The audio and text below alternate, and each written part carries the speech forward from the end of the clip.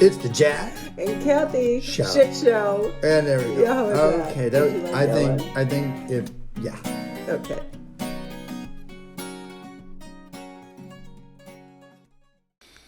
So hey.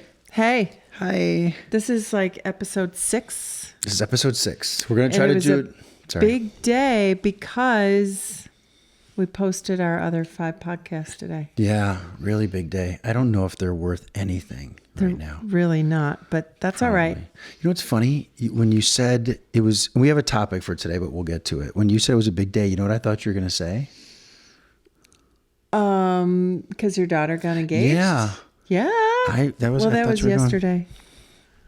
That was yesterday's big news. That's true. But just in terms of the podcast, but that is very exciting. Yeah. We're going to have a big wedding coming up next year. I know. That's so exciting. It's very exciting. Yeah, she's so sweet. She's so happy. Her boyfriend of 8 years proposed. Yeah. Well, to be fair, anyone listening to this for the first time is going to think he dragged his heels, which we all think anyway. No, they were getting their careers off. Well, they the met ground. each other when they were senior high school, so that's why. And they're so sweet, and they're perfect for each other. And we don't need to tell this story necessarily. Well, you know why it's interesting to tell this story though is because when we were connecting, you actually referenced Alex and Sam's amazing relationship and said, I feel like I found what a fraction of what they have, in other words. With you. Yeah. Oh, for sure. So, they were the gold. To me, to see them at that age connect so well with one another, you know, this is the topic we want to talk about today, right? Sure. And in fact, one of our questions from Paired, which we hope we'll get a sponsorship from. I mean, for all the listeners. Just put it out there into the universe. It will happen. Let's do a couple. We're all over the place right now, but that's us are. usually. And we're tired. It's late. Not really. It's old people late. Well, it's 9 but we had PM. You know where I'm going to go, right? You were going to say we had a busy day, but the truth is we didn't do shit all day, but that dog was exhausting. Dogs, and one of them's a puppy. And exhausting. Holy crap, Coda. I love the dog. Holy crap, Coda. She's beautiful. You're just like, where is the off switch? That dog is not. Does this dog have batteries, and can we take them out? Remember, for a minute. So we're in Chicago today. If you follow my mom knows this because she follows the podcast. We're normally in Wisconsin. Not that the weather is much different, an hour and a half north of here. It's March. You were upstairs getting ready. You were waking up. I was taking the dogs out in the morning or whatever day it was. And they went outside. So it's March and it's muddy. And so dogs have to get if anyone's on a dog, you know this, you have to wipe their paws before they come in the house.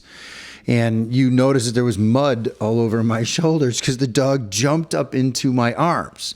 And this is a 70-pound dog that springs like a jackrabbit. Not even a year yet, I don't think, right? No, not a year. No. And it's funny because you would think we were running around all day and doing something much more strenuous. We were just sitting in a house watching a dog bounce off the walls all day, right? Yeah. All day. Yeah. All day. Yeah, pretty much. Okay. So getting back to Al and Sam, because I think it's a good place to start.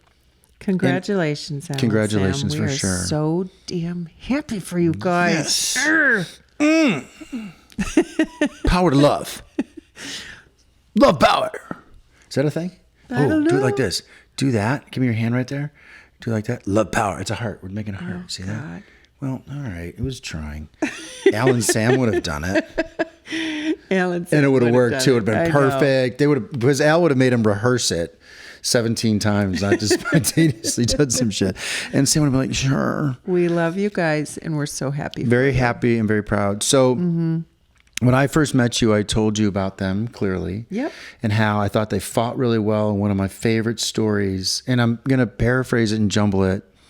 But, and not that we don't love our other kids and their relationships, because I don't want our kids to hear this and say, why aren't we? No, it's poignant because they just got engaged. Right, and that's the reference. Their story is Really wonderful story. And they're, I've only been in the picture for so long, but you can tell that they are best friends and they love each other deeply. Yeah. And they go on adventures together and they are constantly, right. I don't know.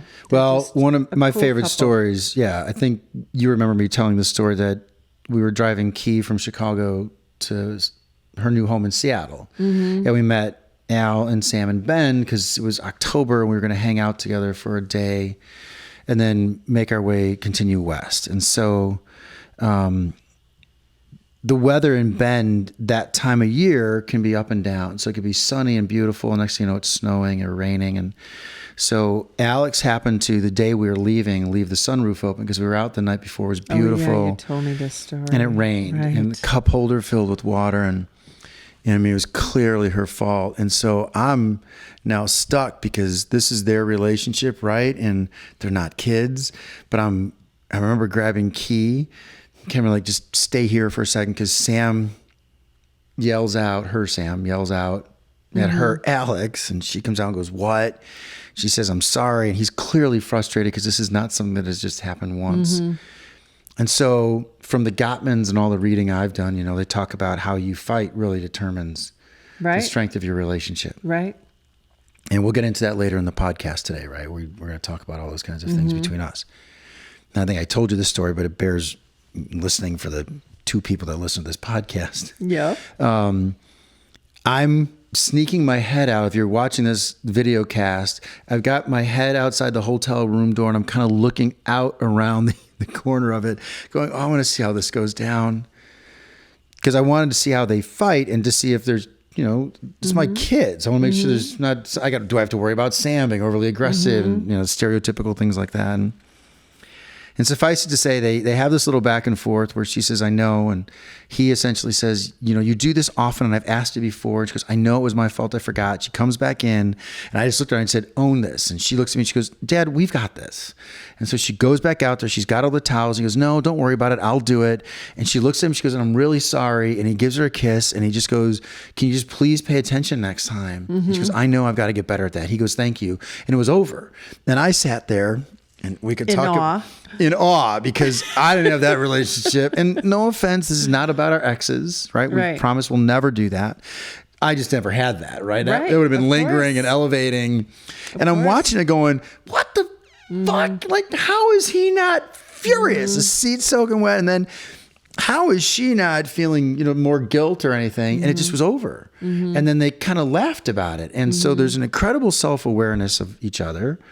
They had an awareness of the situation and it was over. Yeah. And so I'm fascinated by them and I hope it lasts a long time because there's going to be proud to know that you saw them that way, that was I'm very witnessed them and the thought process and how impressed you were by them. And that's cool. That was very cool. And I mentioned that story to you when we first met and how they were a standard for me and what I was looking for. And so and so anyway, you wanted to talk. Let's get to the meat. So we often... Can I just say something really quick? What? I have a bad habit because my eyes go down when I'm processing and listening. I know. And your chest is right there. And it's chest. And I always find that someone's going to watch this and think... that you're staring I'm checking at my you chest. out. It's just my eyes are going down like this. And so you are. We know that. Is that okay? That's fine. All right. Because I didn't hear a thing you've said all night long. Ever. I've never most times ever listened to you. If you could wear those Holly Hobby turtleneck type outfits for I could button all this up there's no flesh. No. Good. Anyway, what was I going to say? So you and I have, of course, talked about our past relationships, and we both have significant relationships that we were in prior to meeting each other. And it was the other day where we talked about how purposeful that was and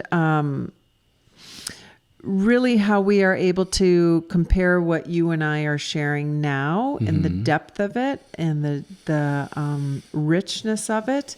And we can reflect back on how intensely involved and emotionally involved we were in the last relationship, and really thought that that was going to be something that it didn't turn out to be. And how we kind of convinced ourselves that that relationship was supposed to be more. I mean, we both have a story like that. And I can speak to, in my previous relationship prior to meeting you, that was probably the first time I really felt loved, but there were other things that were missing, and I did not really pay attention to those Would things. you say that you acquiesced to the gaps? Yeah, that's a good way of saying it, I'd say. You went, well, this is what a relationship is, so I guess I'll have that. I guess I won't get some of what I need, right? Did you, that's what I mean by acquiescing to the gap of need. Did you feel that way sometimes or not really? Near the end, yes. And I struggled to let go, but there was a huge part of me that knew that when the relationship ended, that it had really just ran its course. And there was a period where I thought we would be together for quite a bit longer than we ended up being together. And it took me a while to let that go. But when I did, I was like, okay, that relationship ran its course and it served me very, very well. And it was still sad to release it. I couldn't imagine finding that connection again with another person. And when I met you, little did I know that not only would I find that again, but I would actually transcend that, because you and I have so much more compatibility. We talk about compatibility. All the time. Yeah. So let me ask you, because clearly everyone, it's so funny. I just wanted to share this with you. If you're watching our Instagram stuff at all, and I know we have a few people that are, we're goofballs on Instagram, and that's normally goofy. who we are. And it's so funny that we get on this podcast. I know, and we get so serious, very serious and deep, and it cracks me up because we're just jackasses on Instagram. Total jackasses, but that's how we are most of the time, right? We are goofy. We do laugh a lot. Yeah. And so it's funny that the podcast, because your brother said something to us over the weekend. He said, what's the podcast? It's much more serious. And we went, way serious. Yeah. Compared to how we are. It's not that we mean to be serious, but I guess the topics are... Well, we bring up stuff that we feel... are sensitive or... Well, I feel it's... The purpose of the podcast... We're not here to give advice, what's the purpose of the podcast? Well, we talk about it all the time. My mom has nothing to do. Why am I doing this Because again? my mom's bored, and she needs half an hour of she misses a break. The sound of both of our voices. Right? Then. So, but the purpose isn't to give advice, right? Because I don't think either of us are qualified for that. No, we can only not. share our experiences and what we've learned from smarter people than us and how we got here. And that's what I want to get at. I think we've talked about this a lot. From what you just said earlier about your past relationship and it served its purpose and you never thought you'd have that depth again. For me, it was very similar. I think the difference is I got to a place where I went, oh, wait a minute. It's about me. And I was so invested in being in a relationship that I sacrificed all these parts of me that were really important. Yeah, we don't realize we're doing it at the time either. But there must have been for both of us and any of us that stay in a relationship that isn't right long term or isn't right in its entirety. There's something we're getting from it, right? There's a void we are filling. There's something. There's a vessel being filled in some way emotionally with that. And I knew for that was the first time I actually hinted at a partnership in a way. What do you mean? The relationship that I was in, it hinted at a partnership, but wasn't in fully. But and I had never experienced that before.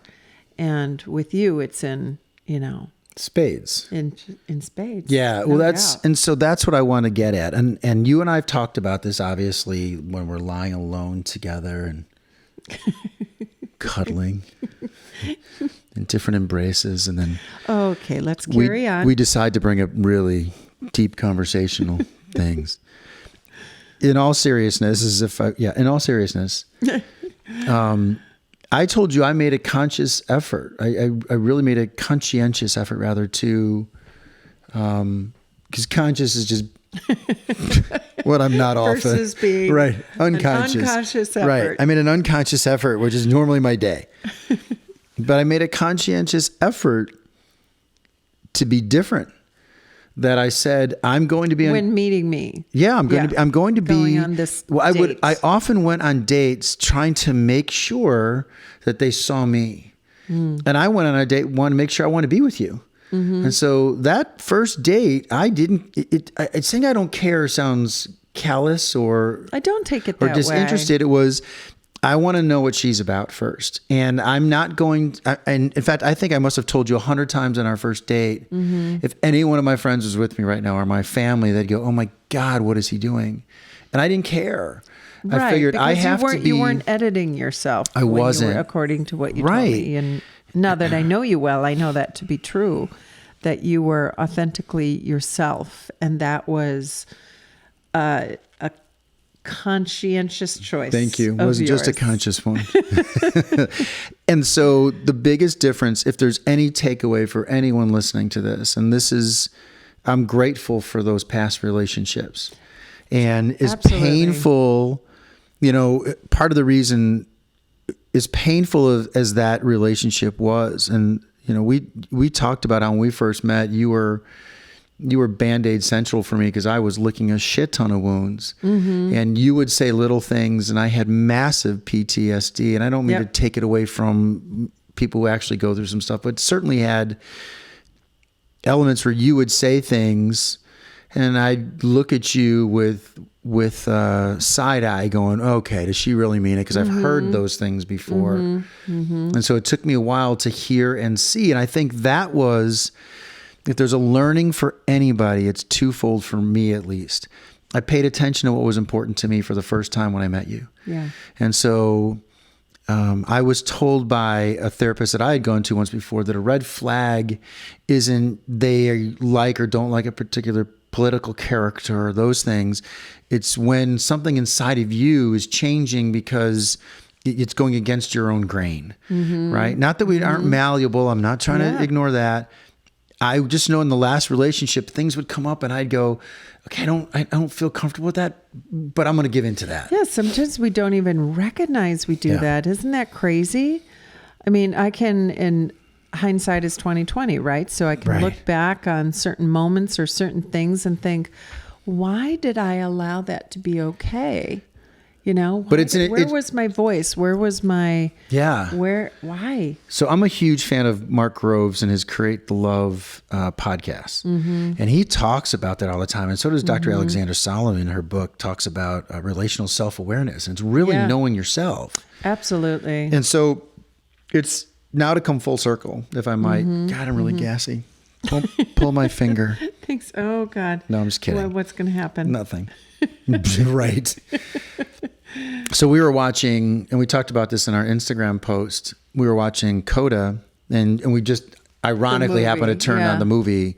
We just, interestingly enough, turned on the Academy Awards, and it pops up there. I don't think there's any risk of a spoiler alert. But when we were watching the movie, that was yesterday, right? It was yesterday. No. Yesterday morning. Yep. Yeah, yesterday morning. Yeah, today's Sunday. Yeah, so it was Saturday morning. Oh man! And I'm a you know this. I'm a wuss bag, and when I hear beautiful music and great stories and family, I bawl all the time. We went to go see a movie, and I was completely shielding myself from crying. And I look over, and you're crying, and I went, okay, I can cry. So my point is, I was finally myself, and I found myself bawling. I even said to you earlier tonight, thank you for letting me be me, or at least creating a space where I felt I could be me. And so again, if there's a takeaway here for anyone that's going through a relationship change, or whatever age you are, by the way, God, I wish I had learned some of this stuff when I was younger. Oh my gosh. What are you going to do? Yeah. So it's truly be authentically you. right? I mean, isn't that really it? And recognize when you're going against your own grain, and that tells you something. Oh gosh, yeah. And again, you said it beautifully tonight when you said, for some reason, I kept giving into that. And when my last relationship ended, I beat the shit out of myself. What did I do wrong? How could I have done better? And it wasn't my fault. Right. It wasn't. If there's any responsibility I had, was I knew these things 9 months in. I mean, we've talked about this. 9 months in, I went, something ain't right. Yeah. Something isn't fitting in my narrative. So anyway. And those other people were being pretty much authentically themselves with us. That's right. And we were sort of trying to be malleable to that. That's right. And keep trying to make it work. And then one day we couldn't make it work anymore, right. Each of us in our own relationships. Do you feel you were trying to change somebody? Did you feel that at all? Or were you hoping that they would jump on board your way of thinking? Well, you know what? I knew that I was deeply, deeply appreciated and valued, and I was special to this person. And I just didn't think that he'd want to let me go. I thought he would just hold that tenderly the entire time because I knew I was so special to him. But it just... he knew when it was time for him to go. And, yeah. So I guess I just kind of curiously convinced myself. Okay, go ahead. Sorry. No, that's all right. Is this awkward talking about it like this publicly? It probably Do you feel uncomfortable? should be, but it's not. I mean, I feel like what you and I have, I feel so confident in Yeah. that isn't it amazing that you and I can be so authentically honest about our past relationships, the good and the bad, because we're both so, what you and I have feels so right. I don't feel like this conversation would shake any of that. And to me, it's a safe place. You're a safe place to talk to about this. Yeah, I don't view it as some level of maybe envy or jealousy or concern. I really don't. We've talked about. Remember, you asked me recently to help define attachment styles, because that was one of the paired questions, I think. Oh, right. Right, and that's something that I've read a lot about. No way am I going to lend myself any credibility toward fully understanding it. I've just read enough about it to kind of get a feel for it. And I told you, and you even asked the question, I thought it was great. So if anyone wants to learn about attachment styles, look them up. I know there's at least 3. I think there's 4. I can't remember them all, but there's anxious, avoidant, and then secure. And then there's some other form. So again, clearly I'm not an expert or even close to it. And so I shared that with you. And then you said something that I thought was poignant and smart. You said, do tell, because I don't recall. Brilliant. How poignant and brilliant. How poignant and smart I was. Yeah, you're a smart cookie. A delicious cookie too. A cookie with a lot of frosting on it. I like to lick the frosting first. Now you just sound this is on Instagram, but this is our Instagram stuff. So you had said, can't you be different things in different relationships? Couldn't you be avoidant in one and insecure or anxious in another? And I told you. Yeah. I spent my whole life primarily being more avoidant. I'd be willing to say, fuck you, I'm out. And then got into a relationship where didn't hear from them for 5 minutes. And so that really speaks to, if you pay attention to Mark Groves and others, there's something going on inside of you, right?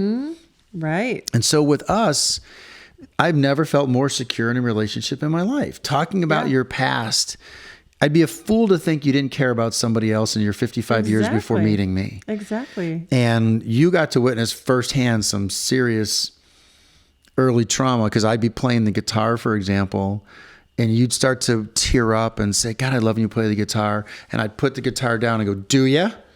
Do you really like it? Because a month from now, you're going to tell me you don't like the guitar, or you're going to break up with me because you're not sure, right? Wouldn't I do that? I'd be like, hello, my name is Kathy. Right. I'm not the names of anybody prior to me. Hello, nice to meet you. My name's Kathy. Right. Don't get me confused with somebody else. So the point is, it'd be silly to think that we didn't have something before we met one another, and we didn't realize what it could be. And coming full circle to Alex and Sam, they've been able to figure that out at a very young age. Yeah.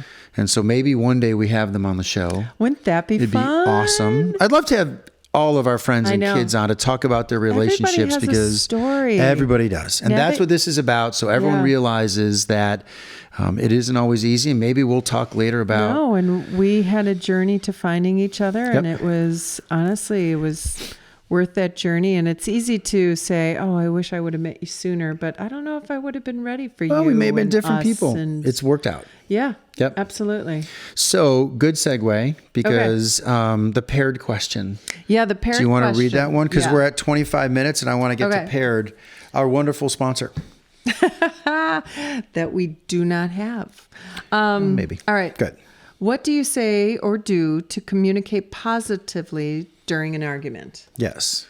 So we had some arguments early on because we were really like fast and deep into our relationship emotionally, and we didn't know each other well. So to get to an argument and be struggling with how to understand how each other approached it. And one of the things that I learned from you is to do a lot more listening during the argument. Mm-hmm. And what I didn't answer, so that was my one word response. That was it was brilliant. To the paired question. But now that I'm talking about it, I want to add one other thing that we've talked about is, it's okay to go to bed with things that aren't resolved. Mm-hmm. There's that saying of don't go to bed angry. Well, you know what? You can go to bed angry. Because sometimes giving it that breath, that time, that space to personally, emotionally come down and wake up with a slightly different perspective. It doesn't mean you have to change your mind. It just means you've let things settle a little bit and you might be in a better emotional space to try to make the effort to understand the other person. That's right. Yeah. And I think I always thought that I had to, quote unquote, win an argument or something. Or I think it's about being heard. I think that's really what it is. It's about being heard. So, for sure. So if you can let the other person know, I hear you. I may not agree with you, but I hear you, and let me tell you that. So anyway, and your response. Go ahead with your response in paired. You're awesome. Oh, what? My do the Instagram thing if you could. I need to fix my hair. Okay. Mine was shockingly long-winded. I tend to, you've seen more of me when we get into arguments. You could see that avoidance style come up, right? The walls start, like I almost get like, fuck this shit. Like I'm not dealing with this. And so I've learned, you've taught me to stay in the game, right? Because I have a tendency, you'll ask questions and we'll start getting some places. And I think it's amazing how when we first met, we'd go to bed sometimes with a little bit of tension, right? Or the day would have some tension in it. And those moments have gotten smaller and smaller. Yeah. Right? We even kind of laugh how we could feel it start to bubble up and then the temperature starts to go down right away. Because we're learning to listen much better. And my natural challenge is twofold. I'm an avoidant guy. So the moment it starts getting confrontational, I get to the fuck it, I'm out. Don't need this shit. That's my nature. Right? But then I also try to solve stuff. So I get stuck in explanation mode, and the explanation gets, right? You know this. It gets more and more detailed and more lengthy. Yeah. And that means I'm not listening anymore. I'm just trying to solve your problem or our problem. And so, I think we've gotten much better at it. I'm sure we're going to run into some shit again. I mean, no, baby, we're never going to fight again. Fucking house that we're moving into in 2 weeks, and we've both done zero packing. I love that question. It's pertinent to everything we're talking about here. The Gottmans pose that question in paired, or it's developed from the Gottmans conversation about positive versus negative comments in a discussion or disagreement. They have a 5-to-1 ratio. So if you're having a disagreement with someone, they want 5 positive comments to 1. Yeah. And I think that's what we're getting better at. I mean, I guess one day we'll share people what we specifically talked about, maybe in the words we use, and give them a case study of sorts. Yeah. But until then, I think we're getting great at a lot of stuff. We're very, what? We are. I'm very, shut up. I'm getting all avoidant. I don't want people to think we're perfect because we're not. We're still just very human on this stuff. But, to be basically, we're both 56. We had an interesting discussion. We've learned a lot. We had an interesting discussion at dinner about whether or not we should try to how we could fit a bedroom in the basement. And there was me being relatively adamant and you getting frustrated that I was adamant. So we're not perfect. We're human, but we want this to work. We do, and that's the thing, that we both want this to work. So we don't want to do anything that would make rock our foundation. So we're committed to figuring it out when we argue. So you're tired, and I'm not saying you look tired, but we've had a long day, so I didn't want you to go there. Kathy, you look like shit. You look so tired. I think it's time to call this one. I think we're both kind of tired, and it's late on a Sunday night. We have things to do for our real lives. Mm-hmm, mm-hmm. And anything else you want to share with the kids? I think that's it. Just congrats. Yeah. Alex and Sam. Cool. We're so happy for you. Totally happy for you. It's going to be a wedding and a party. Picking music. What is this exactly? I don't know. What this is. It's 3. I think I look cool, but I'm really just an old lady. It's peace. Probably making gang signs. Don't say that. That's not. Peace. Yo. All right. We're good? All right. Yep. Who's my favorite? Me. Well. Oh, right after your mom and your sister and your kids, and then Ellie's up there. Dog, and yeah. I think you really liked the hostess at the restaurant. Oh, stop it! Too, and so somewhere right. You're there. In the top 20. Thanks, babe. Yeah. Okay. Smoochie. All right. Okay, sweetie. That's it. Peace, everybody. Peace out.